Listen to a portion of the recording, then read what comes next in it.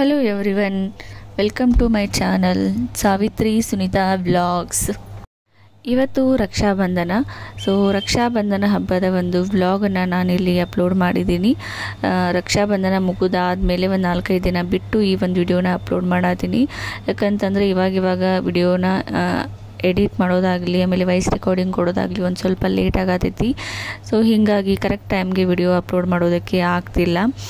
And ಇವತ್ತು video upload ಮಾಡಲೇಬೇಕು ಅಂತ ಹೇಳಿ ಬರೋ ಎಲ್ಲ ಕೆಲಸನೂ ಬಿಟ್ಟು ಮೊದಲಿಗೆ ಇವತ್ತು ವಾಯ್ಸ್ ರೆಕಾರ್ಡಿಂಗ್ ಕೊಟ್ಟು ಇವತ್ತು ವಿಡಿಯೋನ ಅಪ್ಲೋಡ್ ಮಾಡತ್ತೀನಿ.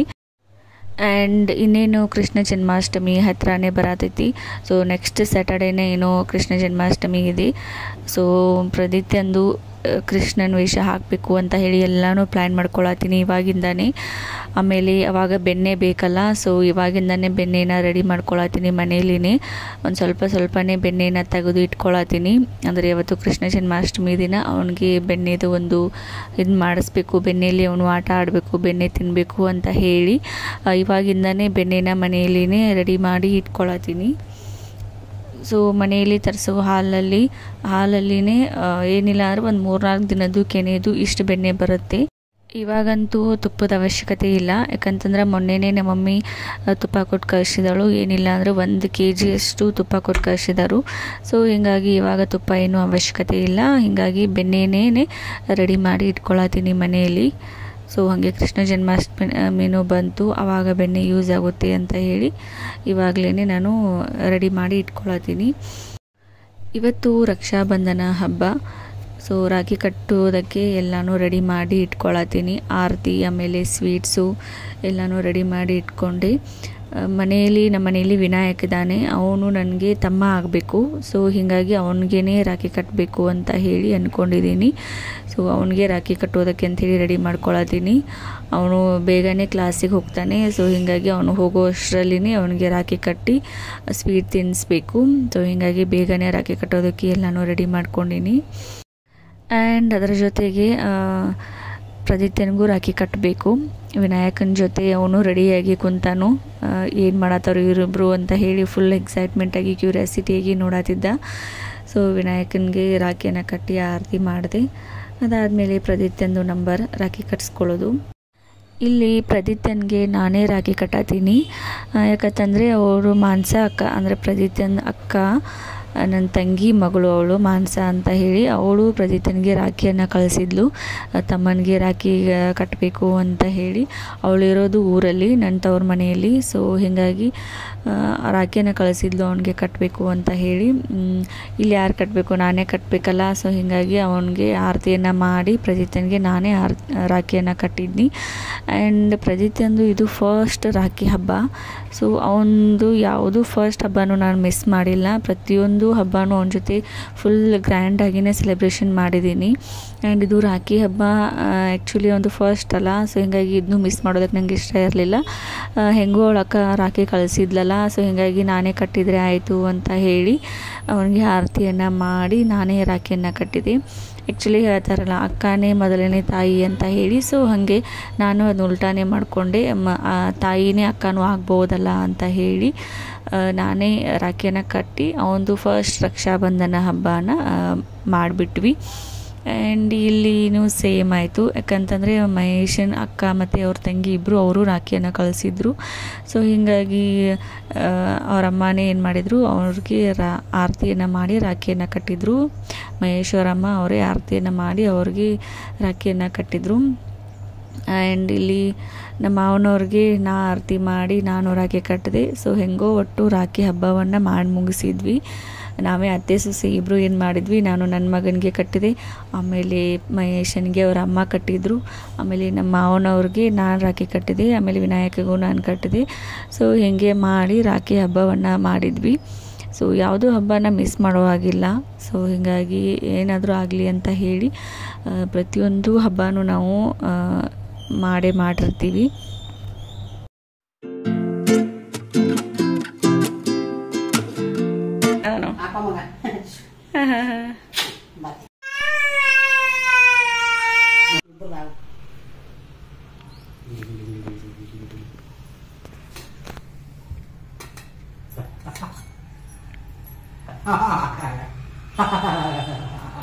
ಈ ಕಡೆ ನೋಡು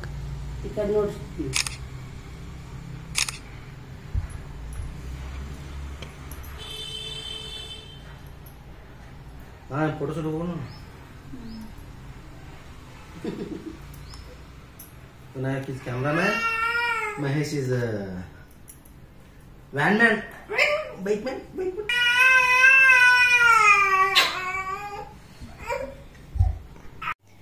ಇಲ್ಲಿ ಪ್ರದಿತ್ಯ ಅವ್ರ ಅಜ್ಜನ ಜೊತೆ ಕುಂತು ಹೆಂಗೆ ಊಟ ಮಾಡತ್ತ ನೋಡ್ರಿ. ಅವ್ರ ಅಜ್ಜ ಡೈನಿಂಗ್ ಟೇಬಲ್ ಮೇಲೆ ಊಟಕ್ಕೆ ಕುಂತ್ರಿ, ಅವನು ಹಿಂಗೆ ಮಾಡ್ತಾನೆ, ಕೆಳಗಡೆ ಬಂದು ಅವ್ರ ಕಾಲು ಜಗ್ತಾನೆ. ಸೊ ಅವರು ಕರ್ಕೊಂಡು ಅವ್ನ ಡೈನಿಂಗ್ ಟೇಬಲ್ ಮೇಲೆ ಕೂಡಿಸಿ ಅವ್ನಿಗೆ ಊಟ ಮಾಡಿಸಿದ್ರೇ ಅವ್ನಿಗೆ ಸಮಾಧಾನ. ಆ್ಯಂಡ್ ಈವ್ನಿಂಗ್ ಟೈಮಲ್ಲಿ ಸಂತೆಗೆ ಹೋಗಿದ್ವಿ.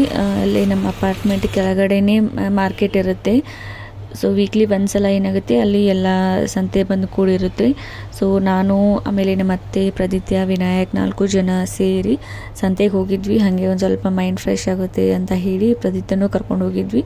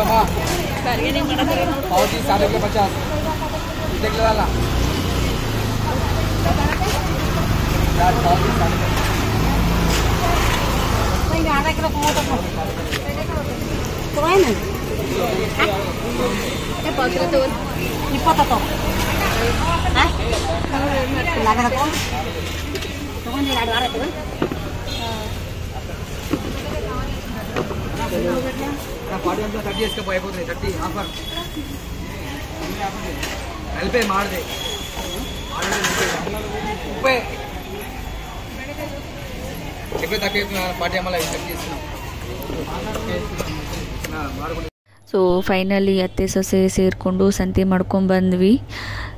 ಏನೇನು ಸಂತೆನ ತೊಗೊಂಬಂದಿನಿ ತೋರಿಸ್ತೀನಿ ಬರ್ರಿ. ಆ್ಯಕ್ಚುಲಿ ಸಂತೆ ಮಾಡ್ಕೊಂಬರೋದು ಏನು ಕಷ್ಟ ಅಲ್ಲ. ಮನೆಗೆ ಬಂದ ಮೇಲೆ ಅದನ್ನೆಲ್ಲ ತೆಗೆದು ಆಮೇಲೆ ನೀಟಾಗಿ ಫ್ರಿಜ್ಜಲ್ಲಿ ಆರ್ಗನೈಸ್ ಮಾಡಿ ಇಟ್ಕೊಳ್ಳೋದಿರುತ್ತಲ್ಲ, ಅದೇ ದೊಡ್ಡ ಕಷ್ಟ. ಸೊ ಅದು ನನಗೆ ಕೆಟ್ಟ ಬೇಜಾರದ ಕೆಲಸ. ಸೊ ಸರಿಯಾಗಿ ನೀಟಾಗಿ ಇಟ್ಕೊಳ್ಳೋಕೆ ಬೇಕು, ಏನೂ ಮಾಡೋಕ್ಕಾಗಂಗಿಲ್ಲ. ಸೊ ಏನೇನು ತೊಗೊಂಬಂದೀವಿ ಅಂತಂದರೆ ಬೆಂಡೆಕಾಯಿ, ಆಮೇಲೆ ಕ್ಯಾರೆಟು, ಆಮೇಲೆ ಹಸಿ ಮೆಣಸಿನ್ಕಾಯಿ, ಕರಿಬೇವು, ಕೊತ್ತಂಬರಿ, ನುಗ್ಗೆಕಾಯಿ, ಆಮೇಲೆ ಸೌತೆಕಾಯಿ ಇದನ್ನೆಲ್ಲನೂ ತೊಗೊಂಬಂದೀವಿ. ಪಾಲಕ್ ಸೊಪ್ಪು. ಸೊ ಇಷ್ಟೊಂದು ಸಂತೆ ಮಾಡ್ಕೊಂಬಂದೀವಿ. ಇದೇನಿಲ್ಲ ಅಂದರೂ 1 ವೀಕ್ ಆಗುತ್ತೆ ನಮಗೆ. ಸೊ ಇದೇ ನಾವು ಮಾಡ್ಕೊಂಬಂದಿರುವಂಥ ಎಲ್ಲ ವೆಜಿಟೇಬಲ್ಸ್ ಶಾಪಿಂಗು ಎಲ್ಲನೂ ತೆಗೆದು ಬರ್ಶಂಕಟ್ಟಿ ಮೇಲೆ ಇಟ್ಟೆ. ಇದನ್ನೆಲ್ಲ ಇಡಬೇಕಾದ್ರೆ ಕೆಳಗಡೆ ನನ್ನ ಮಗ ಕಾಲು ಜಿಗಾತಿದ್ದ. ಸೊ ಅವನು ತೆಗೆದು ಬರ್ಶಂಕಟ್ಟಿ ಮೇಲೆ ಕೂಡಿಸಿದ್ದೀನಿ. ಅವನು ಕಾರ್ಬಾರ್ ಮಾಡೋಕ್ಕೆ ಸ್ಟಾರ್ಟ್ ಮಾಡ್ಕೊಂಡಾನು. ಪ್ರದಿತ್ಯ ನೋಡ್ರಿ ಕಾರ್ ತೊಗೊಂಡು ಕಿಡಿಕೆ ಹಾರ್ಸತಾನು. ಏನು ಮಾಡತ್ತಿ ಪ್ರದಿತ್ಯ? ಏ ಪ್ರದು, ಗುಬ್ಬು ಎಷ್ಟು ಶೆಣೆ ಐತಿ. ಒಂದೊಂದು ತೊಗೊಂಡು ಹಾರ್ಸತಾನ ಕಿಡಿಕೆ. ಸಾಲಿ ಕಲಿಯು ಮಗನಿ ಅಂತಂದರೆ ಈ ಥರ ಕಾರ್ಬಾರ್ ಮಾಡತಾನ.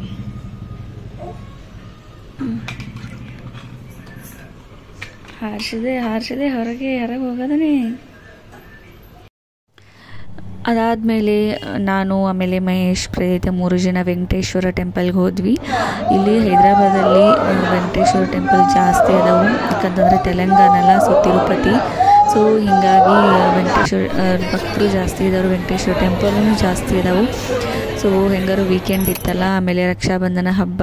ಸೊ ಹೀಗಾಗಿ ದೇವಸ್ಥಾನಕ್ಕೆ ಹೋಗೋಣ ಅಂತ ಹೇಳಿ 3 ಜನ ದೇವಸ್ಥಾನಕ್ಕೆ ಬಂದಿವಿ. ಫುಲ್ ರಶ್ ಇತ್ತು. ನಾವು ಕ್ಯೂ ಅಲ್ಲಿ ನಿಂತು ದರ್ಶನವನ್ನು ಮಾಡಿದ್ವಿ.